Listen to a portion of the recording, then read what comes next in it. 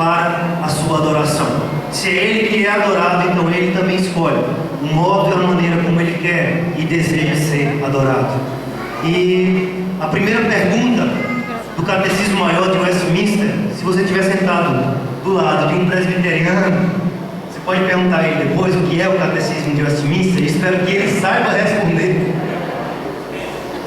A primeira pergunta faz o seguinte: qual é o fim supremo e principal do homem? Qual o fim supremo e principal do homem? Estão afiados. Glorificar a Deus, gozá-lo, ter prazer nele para sempre. Vamos abrir nossa Bíblia em Efésios capítulo 1. Nós vemos a participação do Espírito Santo sendo o nosso selo da salvação, sendo derramado por nós como um penhor, como um garantidor de que de fato receberemos no porvir a herança que nos foi dada em Cristo Jesus, como nos diz no versículo 11, nele.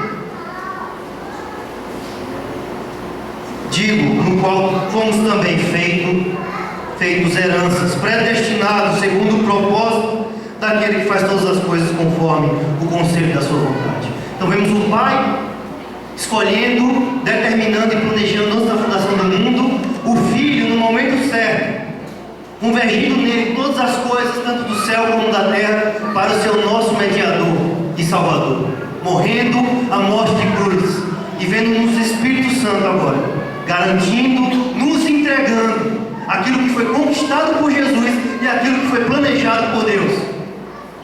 E agora entra você e eu. Onde eu e você estamos nisso tudo? Qual o fim, a finalidade disso tudo que Deus conquistou para nós? Versículo 12.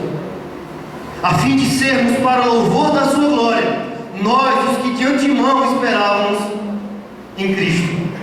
Essa é a sua finalidade, esse é o seu propósito. Deus planejou antes da fundação do mundo o Cordeiro que morreu, o Cristo que veio a esse mundo na plenitude dos tempos, cumpriu todas as profecias, perfeitamente a lei, justiça perfeita, morte de cruz, ressurreição ao terceiro dia, assunto aos céus.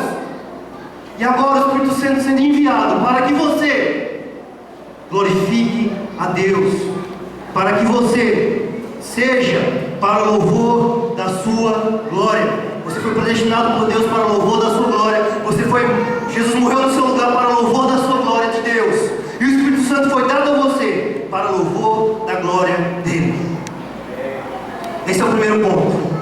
Nosso propósito como adoradores bíblicos. A adoração é o propósito maior, supremo da igreja. E o supremo também de nós jovens. Veja, não é passar no vestibular, não é conquistar bons empregos, é adorar a Deus.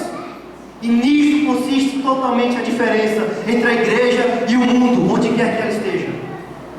Aqui na China, não importa qual a sua classe, é essa a diferença.